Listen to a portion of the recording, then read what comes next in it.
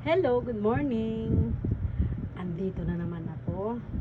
Meron akong i-reveal sa inyo kasi merong isang follower na nagtatanong sa akin, Ma'am, sino ba talaga ang nagtatagal sa kama? Yung babae ba o yung lalaki? Gusto niyo bang malaman?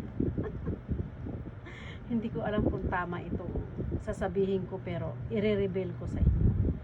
Sa tingin ko yung babae. Okay? Kasi babae ako. Hindi. Kung tutuusin talaga niyan, babae talaga. Of course, kasi babae ako.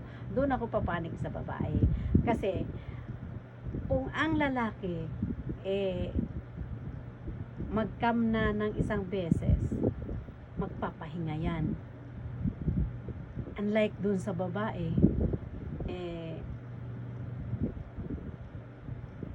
kahit hindi magpahinga yan, kahit mag-cam na siya isang beses, 2 beses, hanggang 5 beses sa isang round, kaya yan. Ganon katindi yung babae. Subukan nyo, okay? Try nyo.